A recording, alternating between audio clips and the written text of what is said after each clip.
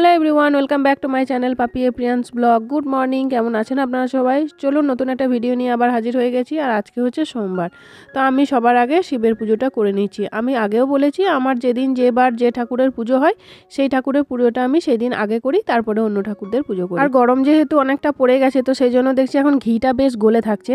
এই শীতের সময় ঘিটা এত জমে থাকতো, মানে বাঁকাতেও অসুবিধা হতো। এমনকি কোনো সময় ঘিয়ের প্রদীপ যদি জ্বালানো যেত, তো ঘিয়ের প্রদীপটা জ্বালাতে গিয়েও জ্বলতো না ঠিক মতো, এমনকি জ্বলতে গিয়েও ঘিটা আরও জমে যেত।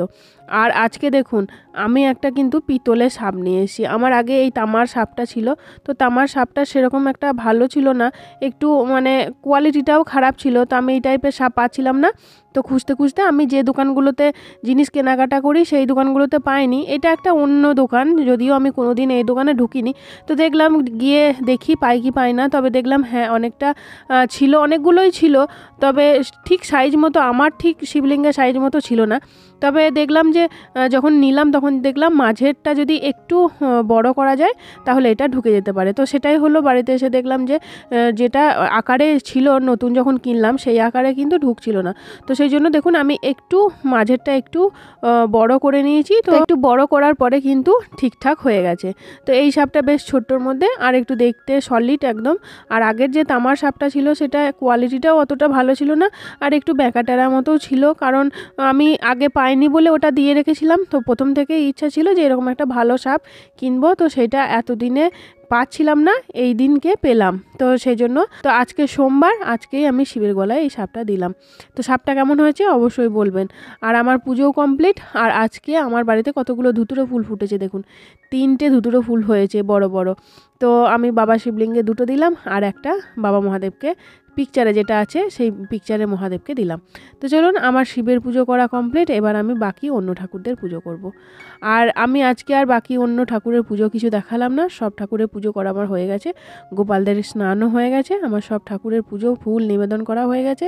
এবার আমি প্রসাদ নিবেদন করলাম, তারপরে আমার আজকে সব পুজো কমপ্লিট হলো। আর সব শেষে আমার ছেলেও এসে একটু গঙ্গা জল দিয়ে নিল, ও স্নান টান করে এলো, তারপরে ও কিন্তু একটু গঙ্গা জল দিল যেহেতু আজকে সোমবার বলে। তো চলুন এবার আমি আরতি করে নিচ্ছি। আরতি করে নেওয়ার পরে আজকের পুজো আমার এইভাবে কমপ্লিট হলো।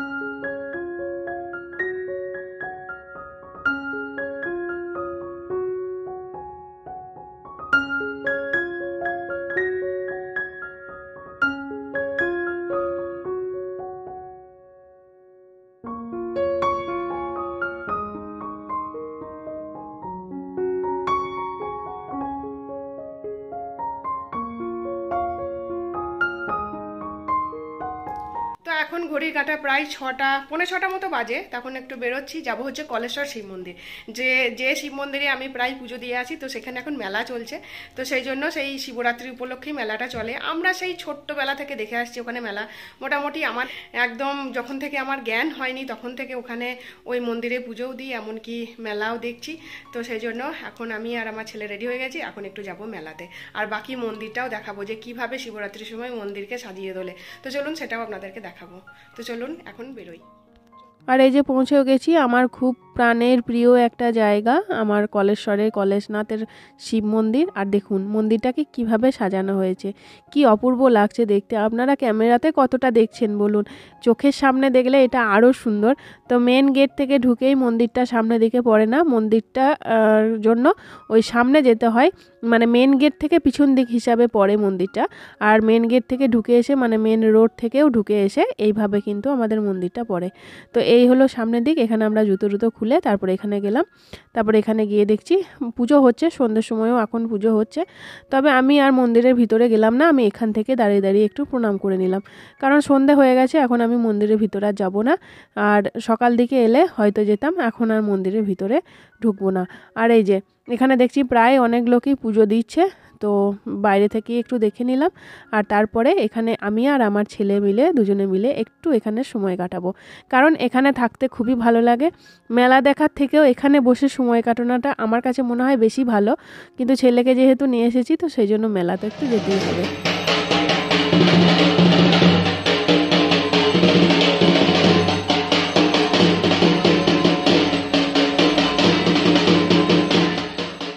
আর এখানে আশেপাশে যে ছোট ছোট আরও মন্দিরগুলো আছে সেইগুলোতে গিয়ে আমি প্রণাম করে এলাম, কারণ আগে এত মন্দির ছিল না, এখন অনেক মন্দির তৈরি হয়েছে, সেইগুলোতে গিয়ে আমি একটু প্রণাম করে এলাম।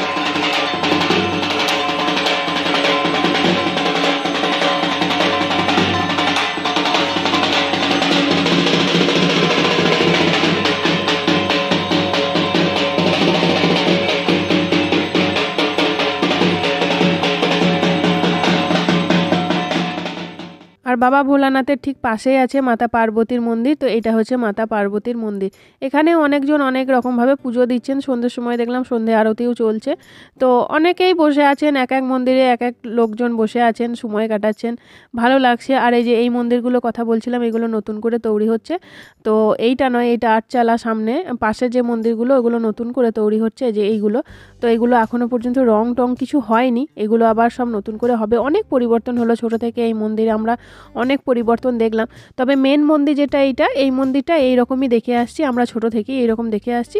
তবে হ্যাঁ, এখন অনেক রকম কালার চেঞ্জ করেছে, অনেক কিছু করেছে, কিন্তু মেন মন্দিরটা ছোট থেকে আমরা এইভাবেই দেখে এসেছি। কিন্তু আশেপাশে যে মন্দিরগুলো সেগুলো এখন নতুন করে তৈরি হচ্ছে।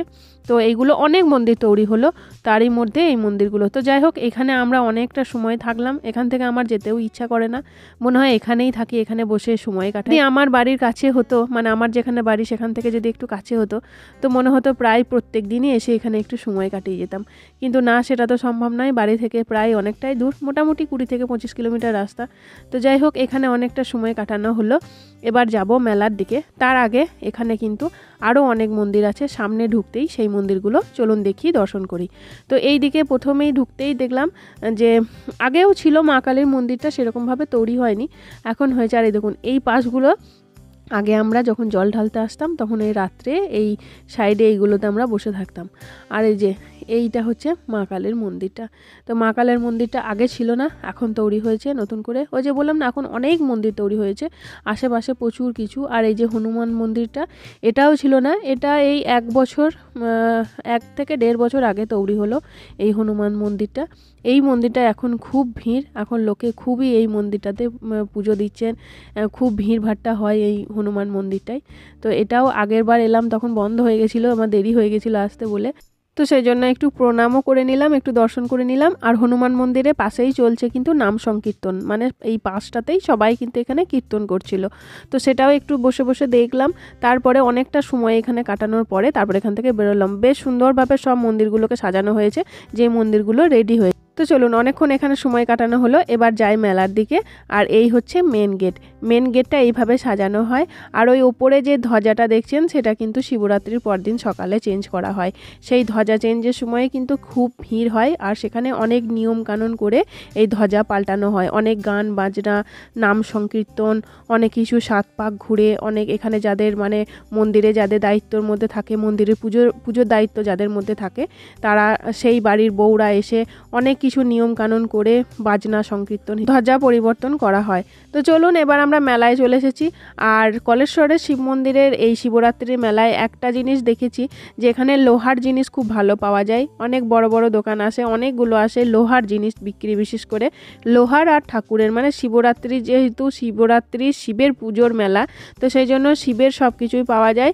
আর আমি ছোটোবেলায় আমার মামার বাড়িতে প্রথম শিব আমি এখান থেকে কিনে নিয়ে গেছিলাম, তখন আমি অনেক ছোট, আমার দিদার সঙ্গে এই মেলাতে এসেছিলাম। তারপরে এখান থেকে শিবলিঙ্গ কিনে নিয়ে গেছিলাম। আর আমার মামার বাড়িতে শিবলিঙ্গের পুজো সেই তখন থেকেই হতো, মানে আমিই শুরু করেছিলাম, আমি অনেক ছোট থেকে শিবের পুজো করতাম। তো এই শিবরাত্রির মেলাতে এসেই এইখান থেকে আমি শিবলিঙ্গ কিনে নিয়ে গিয়ে আমি বাড়িতে পুজো করতাম। প্রতি সোমবারে আমি কিন্তু জল ঢালতাম। আর এখানে একটা পরিচিত দোকানের মধ্যে এলাম, আর ওখানে ওই ঢাকনাগুলো দেখছিলাম, ঢাকনাগুলো বলতে ফল ঢেকে নিয়ে যাওয়ার জন্য। তো দেখলাম অনেকটা বড় ঢাকনাগুলো, তো সেই জন্য নিলাম না। আর তারপর ওখান থেকে বেরিয়ে এলাম হচ্ছে মেলার ভিতরে একটু। তো এখানে এসে আমার ছেলে একটু মেলার এইগুলোতে চাপবো বললো, তো সেই জন্য ওকে একটু চাপালাম। আর আমি এখানে কিন্তু একটু দাঁড়ালাম, আর দাঁড়িয়ে একটু সময় কাটালাম। আর মেলা ঘুরতে সেই রকম বিশেষ কিছু ভালো লাগে না, ওই ভিড় ভাড়টা অতটা আমি পছন্দও করি না। তবে ছেলের জন্য একটু আসা আর কি, তো ছেলে আনন্দ করে সেটার সঙ্গে ওর সঙ্গে আমিও একটু যোগদান দিয়ে। যাই হোক, এখানে আমি একটু দাঁড়িয়ে থাকলাম। আর একটা জিনিস দেখলাম, আমি কোনো দিন আজ অবধি এই নাগরদোলনায় কোনো দিন চাপিনি, কোনো দিন বলবো না, আমি জীবনে 2 বারই চেপেছিলাম, কিন্তু প্রথমবার যখনই চেপেছিলাম তখনই একদম প্রণাম করেছিলাম যে আর কোনো দিন চাপবো না এখানে। তবে দ্বিতীয়বার আর একজনের পাল্লায় পড়ে আমাকে চাপতে হয়েছিল। আমার এক বোন আমাকে জোর করে চাপিয়েছিল আজ থেকে 1-1.5 বছর আগে। তো তখনও আমি আর একবারের মতো প্রণাম করে এসেছি যে না, এইগুলোতে চাপবো না। এত ভয় লাগে। আর একটা কথা, আমার মনে হয় ওই জিনিসগুলোতে কোনো রকম কোনো সেফটি, কারণ ওই অত উঁচু থেকে লাগোদোনাটা ঘুরে নামছে, ওটা দেখেই তো পুরো মাথা ঘুরে যায়। তো যাই হোক, চলুন এবার বাড়ি ফিরি। তো এই যে বাড়িও চলে এলাম, আর এখন প্রায় 9টা মতো বাজে। বাইরে বেশ ঠান্ডা আছে, বাইকে প্রচণ্ড ঠান্ডা, মানে সোয়েটার না পরে গেলে প্রচণ্ডই ঠান্ডা। তো পুরো একদম কাঁপতে কাঁপতেই বাড়ি এলাম। আর আপনাদের কেমন লাগলো বলুন, কলেশ্বরে শিব মন্দির দেখে আপনাদের কেমন লাগলো বলুন। শিবরাত্রির দিনে অনেক ধুমধাম হয়, আর শিবরাত্রির পর দিন সকালে ওখানে ধ্বজা বাঁধা হয়। ধ্বজাটা বছরে একবারই চেঞ্জ হয়, এই শিবরাত্রির দিনেই হয়। মানে শিবরাত্রি যেদিন হয় তার পর দিন সকালে ধ্বজা বাঁধা হয়। ধ্বজা বাঁধার সময় অনেক ধুমধাম হয়, আর ওখানে অনেক লোক, মানে প্রচণ্ড ভিড়, মানে মারামারির মতো অবস্থা এরকম হয়। আর জল ঢালার কথা তো বলারই নেই, জল ঢালার তো প্রচণ্ড ভিড়। আর ওখানে অনেক বাজনা থাকে, অনেক কিছু হয়। তবে এবছর আমি যাইনি, এবছর আমি বাড়িতেই জল ঢেলেছি। এবছর আমি শিব মন্দিরে গিয়ে আমি জল ঢালিনি। এবছর আমি ওখানে শিবরাত্রি করিনি, আমি বাড়িতেই করেছিলাম।